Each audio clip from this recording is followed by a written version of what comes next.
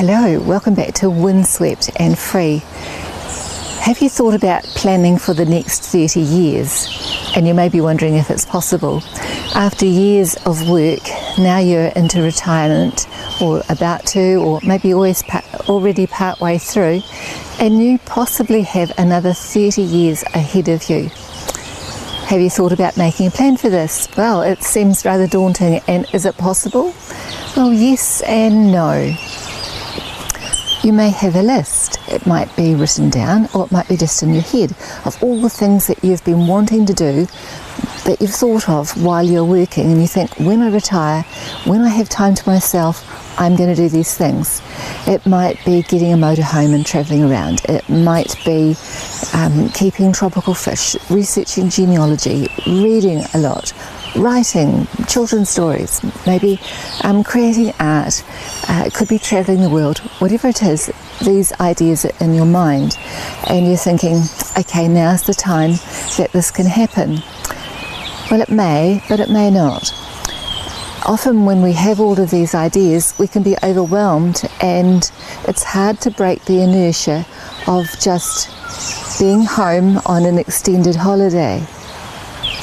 So rather than thinking about a time span of 30 years, how about we think of it as in phases of energy? We can have several phases of energy. So for example, the first phase is the go-go phase. These are the years when you have the highest energy and you can focus on doing the heavy work of your retirement, and you can put things in place in these years that will suit you for the rest of your retirement and benefit. For example, you might want to establish food gardens. Maybe you want to plant fruit trees and grow a vegetable garden. This is the time to do that while you have lots of energy.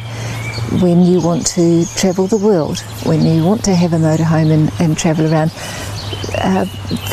projects that might be difficult to do later, this is the time that you can do those. So you can put aside the things that are for a quieter time of energy and just focus on establishing the things you need to do while you have the energy and the strength to do them.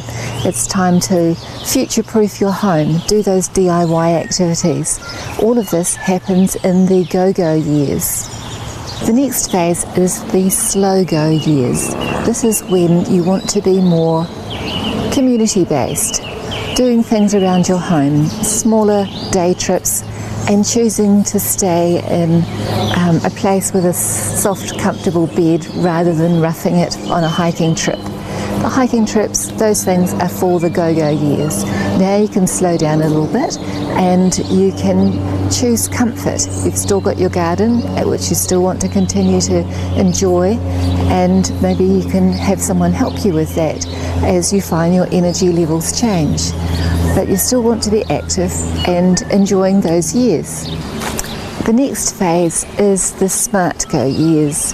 In the smart go years is the time when you have the least amount of energy, and you might have health issues, but you still have an active mind and you want to be doing things. So as much as possible, you still want to be outside and working in your garden a little. You may have raised beds at this time. You can focus on your reading and your writing, helping to leave a legacy for your family, and be community based and have social activities around your home. So this is when you reap the rewards of your garden that you established all those years ago. It will be producing lots of fruit. You might even have a fruit stall or a veggie stall at your gate. This is the time that you can do those things because you're going to be more home focused. You can have the marine tropical fish tank, or have small pets, or whatever it is that you wanted to do earlier but didn't want to because you were committed to travelling and moving around. So the smart go years is the time to phase down. There is a study called the Alameda County Project study. I might have pronounced it incorrectly. And they studied people for 35 years, around 7,000 people, to see how they were aging, and found the things that helped them to age the best. And regardless of their health and healthy lifestyle habits, their exercise and things that we consider to be bad habits, if they had high social engagement, that was a predictor of them living a long and happy life, more so than these other things.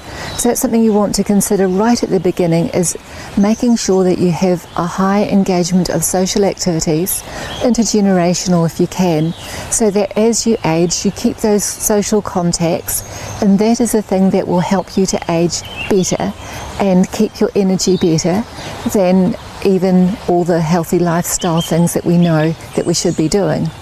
Of course, there are things that we can be doing by getting enough sleep, eating right, and having sunshine, having a positive attitude, which all help to increase our energy levels. So there are some things there to think about, and maybe consider now putting things in place that will help you to age in the next 30 years in the best possible way.